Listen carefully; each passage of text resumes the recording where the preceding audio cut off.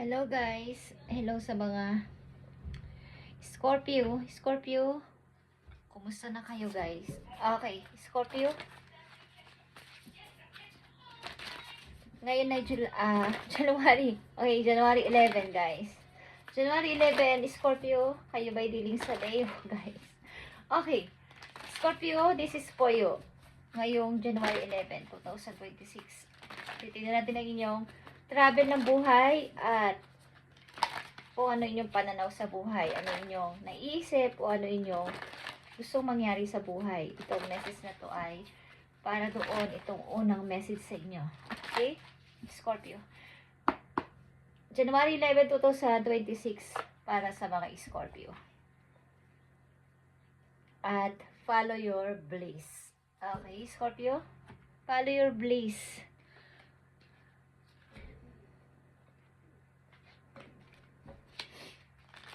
Tignan natin itong nakapaloob dito na message para sa inyo guys. Ito ay travel ng inyong buhay at mga pananaw nyo sa buhay. Ngayong January 11, 2026, simula ngayong araw na to. Ang message na to guys. Okay. Isa pa. I need 3 messages dito sa nakapaloob dito na message para sa inyo guys, sa mga Scorpio.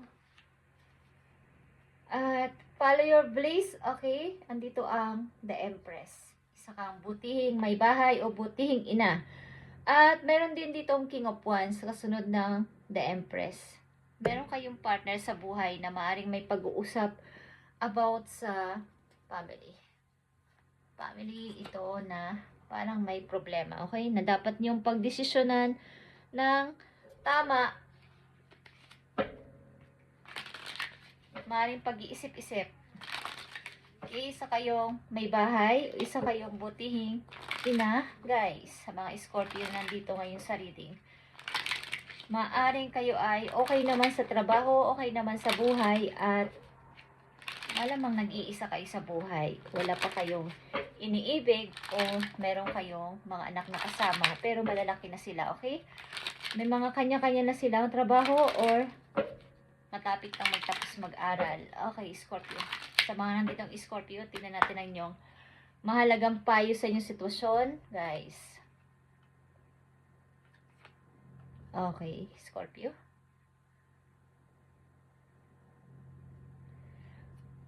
Maaaring, no matter how much you are being tested or pushed out right now, stand your ground. May mga paninindigan kayo sa buhay. Mayroon kayong mga pananaw na hindi mababali ng ibang tao yung inyong perspective. Believe in your own integrity and self-worth so much that no one can get in your way. Have the confidence to move forward. You can and will do this. Okay.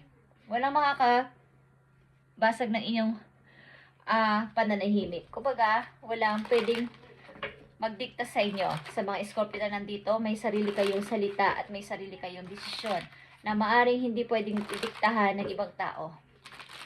Sa mga Scorpio na nandito, maaring may mga taong nagsusulsol sa inyo about sa inyong relasyon o about sa inyong problema ng pamilya, but sorry sila sapagkat ang Scorpio na nandito ay maaring may sarili silang integrity, dignidad at pananaw sa buhay na naniniwala na siya yung nasa tama, siya yung maaaring masunod sa inyong plano o sa inyong desisyon. Okay, Scorpio, tingnan natin ang message para sa inyo. Maaaring this time, nagkakaroon na kayo ng pananaw o panindigan sa sarili nyo na kailangan ko munang magkaroon ng self-love. Okay, tingnan natin ang inyong message. So, napakaganda guys. Bas Vistas is here.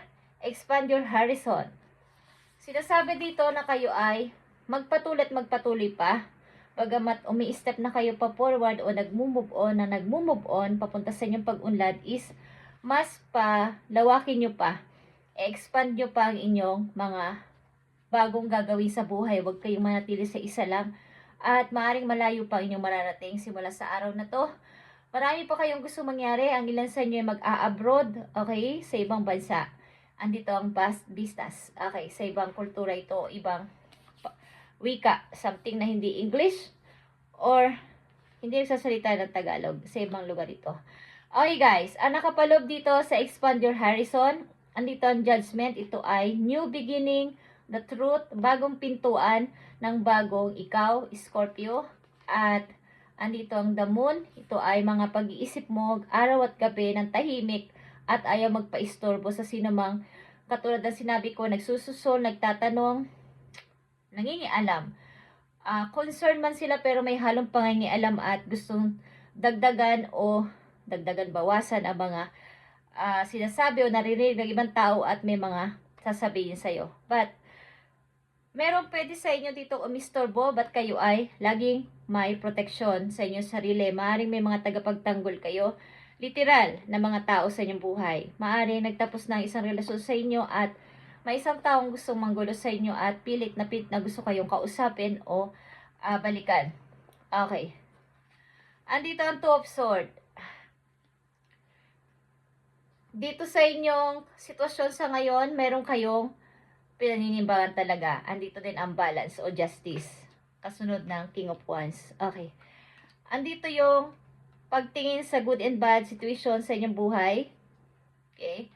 Maaaring may mga taong gusto talaga sa inyo makipag-usap o alamin ang inyong mga iniisip at pinaplano, but sorry sila sapagkat kayo ay nananahimik at ayaw nyo ng gulo.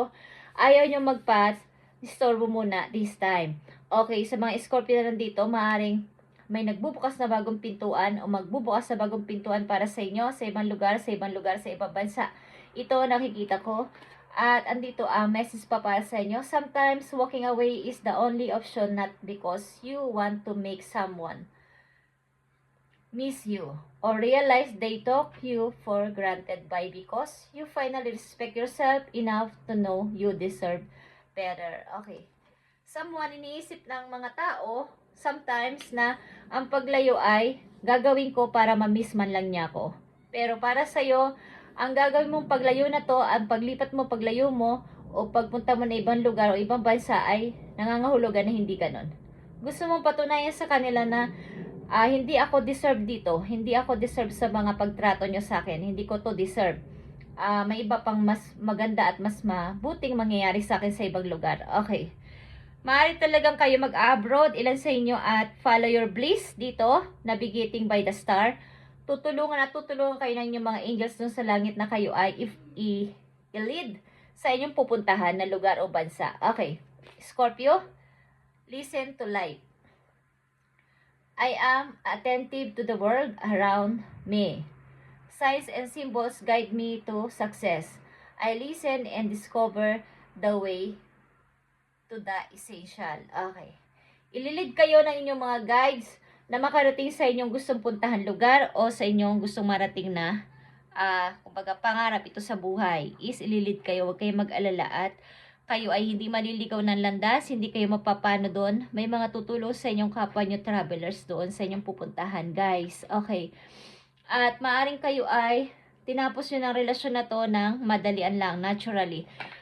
At maaaring may mga nagtatalong tao dito sa iyong harapan o sa iyong paligid. Kung sino sa amin ang gusto mong piliin, Scorpio, but this time, nananahimik muna kayo at ayaw ng istorbo. Maraming may taong gustong magtanong sa inyo, ano iniisip ni Scorpio? Ano ng desisyon ni Scorpio? But this time, maaaring self-love ang iniisip ninyo at gusto niyo munang lisanin ang ganitong klaseng sitwasyon sa inyong buhay. Gusto niyo lumayo at pasimula ng bago. Okay, pasimula ng inyong sarili sa bagong mundo, bagong lugar, at bagong mga tao. Scorpio, nakatakda ka mag-abroad, nakatakda ka pumunta na ibang lugar guys. Listen to life. Ang iniisip mo ngayon ay makinig sa iyong sarili. At ang mga signs and symbols na yung makikita, maririnig o ma-encounter ay i-guide ka dito para sa iyong pagtatagumpay. Okay? Tingnan natin ang message for you. Sa iyong sarili mismo ito.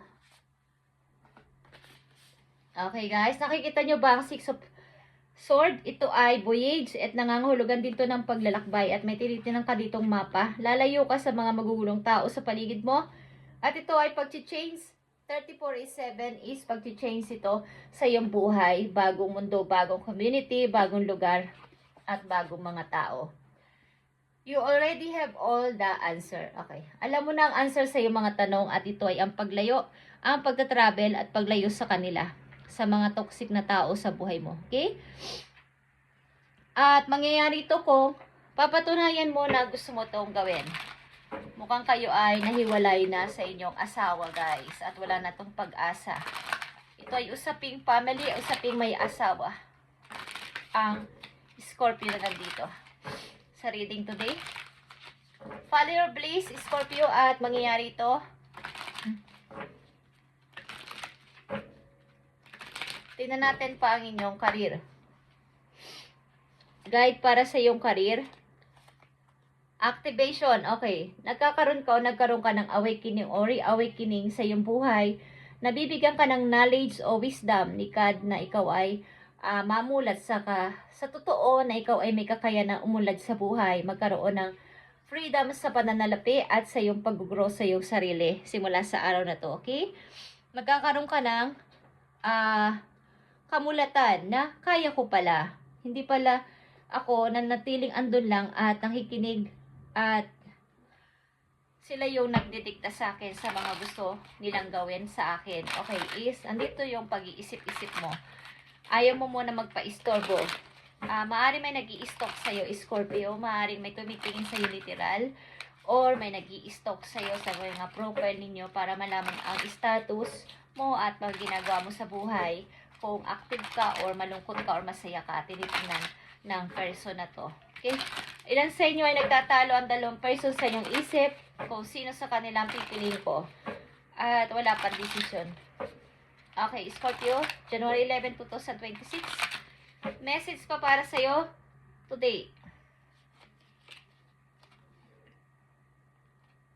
Distraction are disturbing the flow of energies. Okay. Huwag kang magpa-distract sa mga to, guys.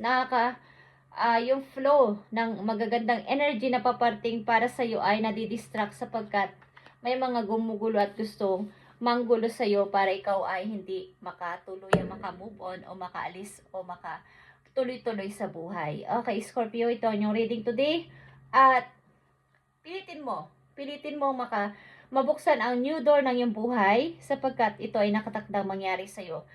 Depende na lang sa'yo kung ito ay iyong gagawin sapagkat nakatakda kang maglakbay, mag-travel sa ibang lugar, sa ibang bansa, guys. At nandun ang iyong swerte, andun ang iyong paglago sa kaperahan. Freedom sa sarili at freedom sa iyong kaperahan. Lalago ka dito, Scorpio. Thank you and God bless.